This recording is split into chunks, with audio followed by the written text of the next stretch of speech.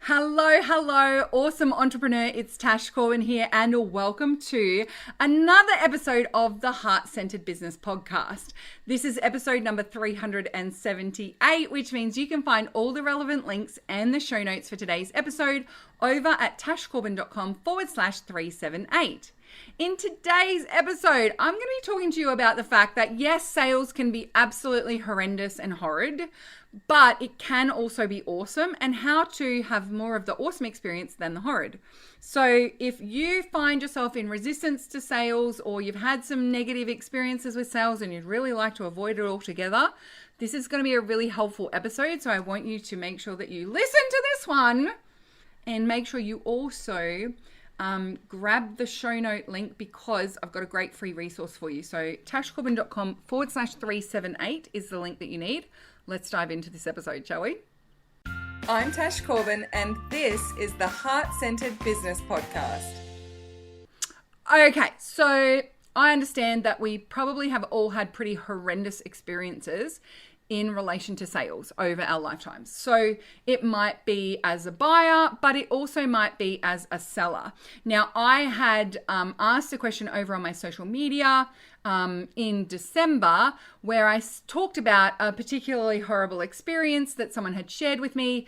And I asked people to share, tell me that we're not alone, and share what people have said to you or what they've done to you. And not only did we get a lot of people sharing some pretty gross stuff that had happened to them in order for that person to make the sale, but also people shared some pretty horrid strategies that they'd been told they needed to do in order to succeed and in order to grow their business. And so what ends up happening when we have those experiences, when we hear that message, when we learn sales techniques and strategies from people who aren't necessarily in alignment with our values and our integrity, then we can make that mean that sales sucks, right? That sales is something horrid, and that if you're going to do sales, you're going to have to manipulate people, or get more persuasive, or be a different type of person, or treat people with a little more disdain, or make people feel fearful, or all sorts of things, right? So we get this message that in order to do sales, or in order to get sales, we need to behave in a way that is out of alignment, or just the whole sales process is a bit gross. And that's not always true, right? So hopefully, so far in your business, you've also had an experience where sales has been absolutely epic and amazing and awesome. And you've been able to see that as well. Maybe that hasn't been your experience so far, but I can tell you that there are so many examples of sales being the most amazing experience, the most amazing process. It felt so natural, and the results are spectacular as well. So from my own experience, things like running launches, where not only did the launch do really well and I made lots of money and I made lots of sales, but the people who purchased were really amazing fit. They were so excited to join. They end up being the most amazing cohort of my program. And the people who didn't buy also found participating in the launch to be a really positive experience, and it helped them to move forward. So one of the things that I do when I run a webinar, or run a live challenge, or run a low ticket program, or anything along those lines, is that if there is an upsell, then I want the people who participate in that event and who don't buy the upsell to feel like it was a valuable use of their time and energy to participate. So if I'm running a webinar, I want everyone who comes to that webinar to find it valuable, not just people who buy from me. I'm not just focused on creating excitement for my product. I'm actually doing this to help my entire audience. And because I have that differentiator, it means that I enjoy my marketing and sales processes far more.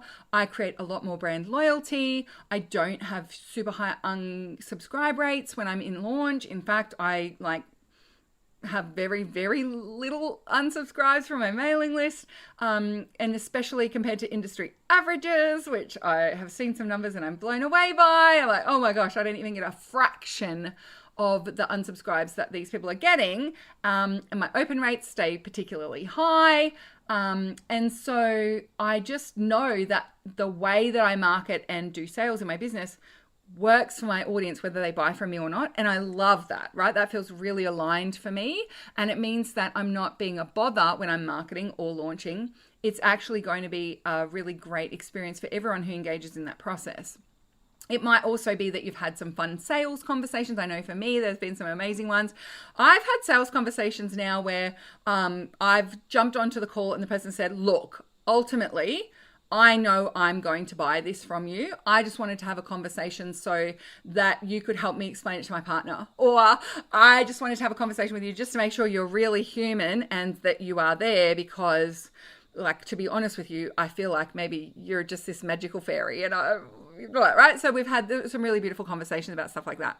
I've also had sales conversations where the person's like, oh, I just don't think it's the right fit for me, but I thought I'd jump on a call and just see because I want to do A, B, and C. And I feel like you're a really good fit energetically, but I'm not sure that you've actually got something that will help me to achieve this goal. And by the end of it, we're both like itching to just get started on the session to get like their first session together because we've just found so much synergy and it has been this spectacular experience.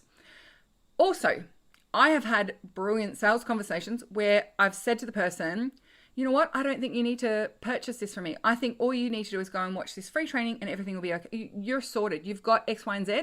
You're not going to get as much value out of the program as you think. You've actually got far more than you realize. And that is also like such a spectacular experience of sales. Having the capacity and the confidence to be able to say to someone, you know what? It's not the right fit for you. I've had people who have been so desperate to join the Takeoff program and they just want to make it work for their business model. And they're like, I know that I don't fit the criteria. I know that my business has been around far longer than what you would normally do with people. I know that blah, blah, blah, blah, but I just want to join. And I'll say, okay, well, look, if you really want to join, I just want to make sure that it's a good fit. Like, I'm not just going to take your money because you want to. Let's have a conversation about it. We get on this conversation. And again, I'm like, you know what? I just don't think it's going to be a good fit for you right now in trying to sell A, B, and C. Like, we could do some one-to-one work together, but my program is not going to work for you. And so, look, I'll let you buy it and I'll take your money, but I want you to know I don't think you should. And I wouldn't be doing my job as a mentor for business owners if I took your money without telling you, I don't think you should. And then the person has come back, like I've had people come back 3 years later and be like, right, now I'm ready to sell services. I want to join Takeoff, take my money. Like, yep, great. And when they do join, they see why it was so important for us to have that conversation. So, and then some people never join and that's cool too, right? So, and I'm happy about it. I think that every person I talk out of buying something from me that isn't a good fit is creating space and capacity for me to bring people in who are the right fit, but also it's creating a raving fan for my business, and it's creating a referral network, and it's creating trust, and it's creating alignment, and it's creating integrity, and it's creating energetic alignment and magnetism for my business. And so for me, sales doesn't just rock and feel epic and awesome when I make sales. It's also when I'm just in the process and I turn away sales or I tell someone I don't think something is a fit. That also feels really amazing to me. And I understand in the early stages of my business, it probably didn't feel as amazing, or I was less likely to say to someone, I don't think it's fit. Number one, I was selling one-on-one services. And so I could always feel like, all right, I definitely think I can help you with X, Y, and Z. It's not the type of business I normally work with, but I can help you with it. So I'm more likely to be able to be flexible and adaptable to their needs. But also, I really wanted the money. And I really, really, really wanted to make sure I got to a profitable and viable business in the early stages. And we very quickly were relying on me to pay the rent and all sorts of things. And so that meant that it didn't feel as great to say, oh, I don't think it's a fit, right? Because I wanted it to be a fit. So, but to be able to get to that stage in my business quickly, to be able to say, you know what, I don't think it's fit. Here's what I recommend instead. Go and work with this person instead, or just listen to this podcast episode instead. it's just such an abundant space to come from. And I think that created an amazing snowball of that sense of abundance, and also that sense of deep integrity and values alignment in my sales, which meant I loved doing sales more and more, which meant I got more sales conversations, which meant I made more sales. Like, it just created this amazing snowball in my business. There are other sales that really do feel spectacular, like waking up in the morning and seeing you've made sales overnight. Passive income products or evergreen products or courses, and you're in launch of something and someone buys something overnight. Delish. That's a lovely feeling. And even that, like, happy dancing and high-fiving people who've bought something from you because you are both so excited for their purchase. And this happens quite a lot for me, that people will buy something from me and, like, we're both just so excited to celebrate it because we're excited to work together, or we're excited to, be connected in that way. That person is excited because they feel clear that this is going to help them to get to X goal, and it feels like it's like they're clear and confident that it's the right fit. And I feel really excited because, yes, I've made a sale, but I'm also so excited because I know that sale is going to result in that person getting great results, and I feel really confident in my capacity to deliver. And so that also is just such a beautiful feeling. Like, if you have not experienced that before, sometimes it's because we put out this energy of, like, when people make a sale, the only person who's benefiting is the person who gets the money. But that's not true, right? Like, I'm sure that there are purchases that you've made in your life where you are so excited to hand over your money. My example of that is Taylor Swift tickets, right? Like, I was not like, oh, what a shame, I'm handing over money for these tickets. I was like, oh my gosh, I get to buy Taylor Swift tickets. We got in, right? Now, that also comes from this sense of scarcity, and, like, we got in and we were able to buy tickets and we got in early and blah, blah, blah. Please don't come at me with your Taylor Swift sub stories. I understand it sucks if you didn't get tickets, but am I in, like, desperate sadness that I bought those tickets? No, I am not. And especially with the price point, you might assume that I would be like, oh, what a mistake. Still don't think it's a mistake. Haven't even been to the concert yet, and it's the best decision I've made in a long time. And so that sense of, like, you're happy dancing and they are happy dancing and you're high-fiving each other about this purchase, that's a time when sales is awesome and it feels brilliant. So I think that that's such a good thing to kind of anchor, and a thing to remember is that when you're both excited for that purchase, when you are both excited to engage in the sales process, not just the final, here's the money, not just the final, okay, here's your thing in return. When you are both excited and motivated to engage in the process of getting to the sale, that's when magic happens. That's when you hit your magical sweet spot. So how do you create that bridge for yourself? The first thing that I would recommend is ensuring that your sales strategies and processes are aligned with your values and in integrity for you. For me, that's a consent-based marketing model. And I coined the term consent-based marketing because back in 2018, when I tried to explain the way that I did selling, I would say, like, heart-centered sales, or when I talk about the lens of feminism and intersectionality. So I'd be like, it's almost like it's feminist approach to marketing. But the word feminist turned a lot of people off because they didn't quite understand it. I mean, thank you, TikTok and young women of the world, young people of the world, actually, for bringing this resurgence of feminism back to the light and showing feminism for what it really is, especially intersectional feminism. But anyway, that's another conversation. But for me, I wanted to be really clear on, like, what is the foundation on which all of my sales and marketing strategies are built. Everything that I teach is built. And this term, like, consent-based marketing, came up because, like, if we think about what the opposite is, it's often bypassing informed consent,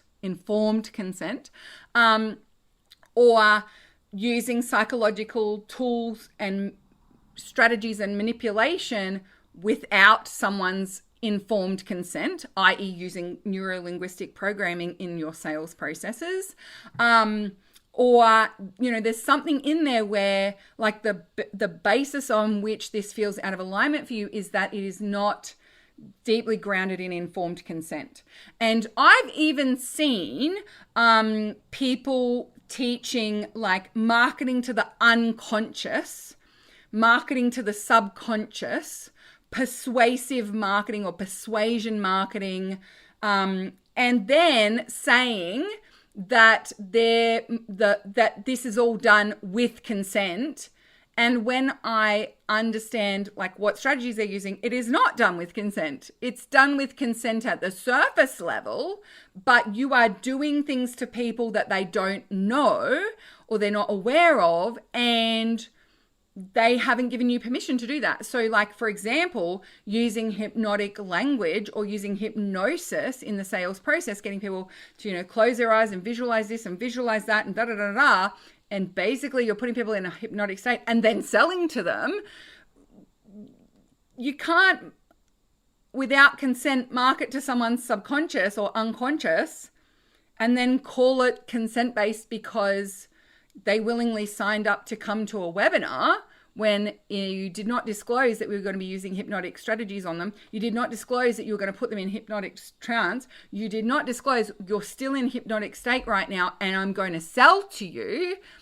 That's also not consent-based. Anyway, so for me, the model is consent-based marketing and consent-based sales. If that is something that you are interested in finding out more about, I'm happy to share more about that with you.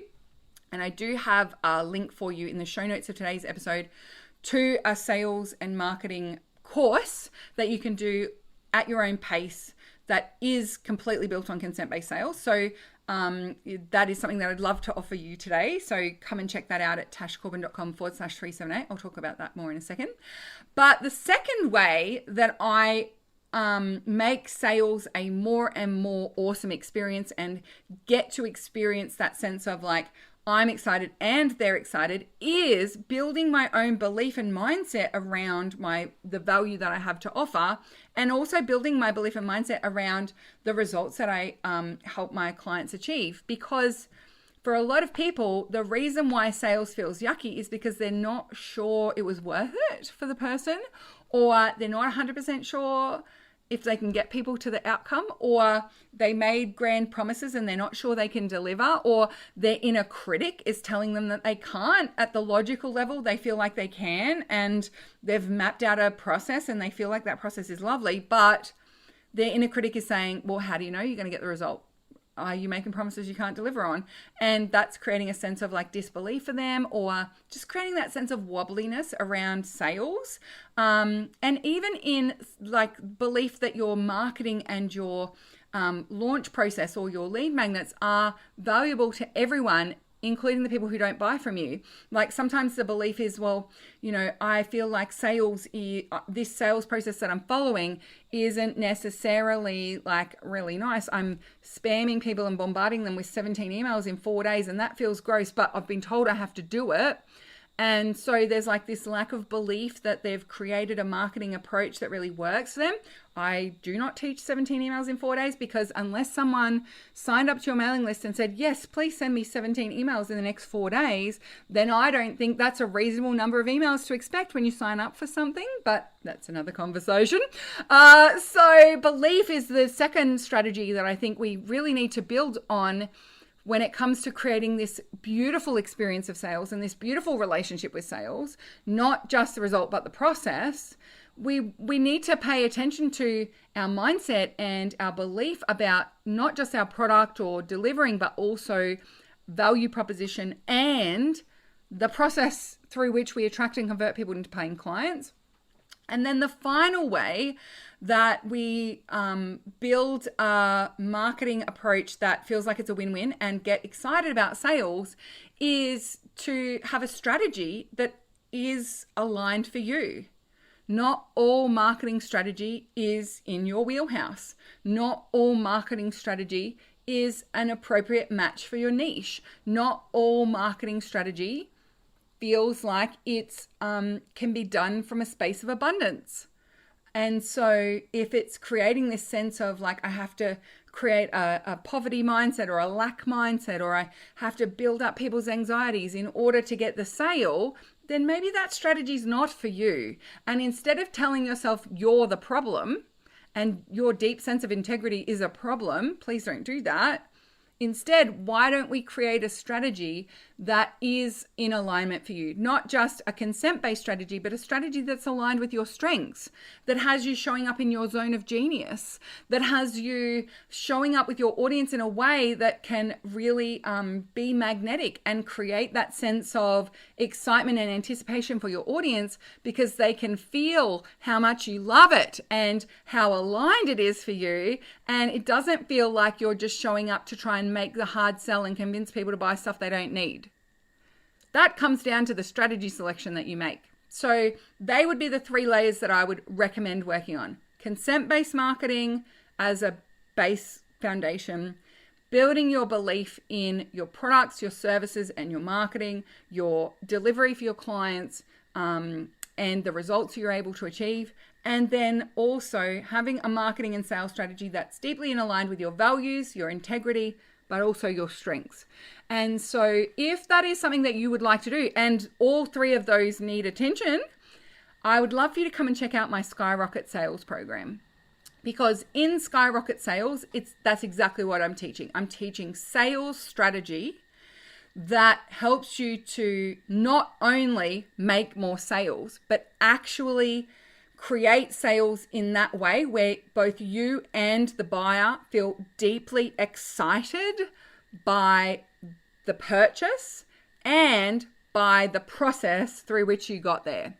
So Skyrocket Sales is a self-study program. It's just some video modules for you to watch. You can watch them at your own pace. It comes with a beautiful workbook to help you work through the process. And it's the perfect accompaniment to learning a specific marketing strategy. If you have Skyrocket Sales as your foundation, you'll be able to filter every subsequent marketing strategy you learn through the lens of, does this align to my values? Does this align with integrity? Is this consent-based? Is this something that's in my strengths? Is this aligned with my niche? Is this actually going to work for me? And so before you even buy another marketing approach or program, you can have that clarity for yourself. Not only that, I, in Skyrocket Sales, teach you tangible strategies that you can use to make sales in the short term and in the long term. And so you can start applying those in your business straight away and see the impact of creating consent-based marketing strategies and having those skills in how to actually make sales in a way that's deeply aligned for you. So you're not learning sales through the lens of just swipe my email file and just go and send these emails to your mailing list and sub out my words for your words on what it is about, and then expecting that to actually magically do its job. This is through the lens of you building your sales skills and learning what's going to be in alignment for you and your niche, as well as the products and services you're selling. And it's all grounded in consent-based marketing and sales strategy.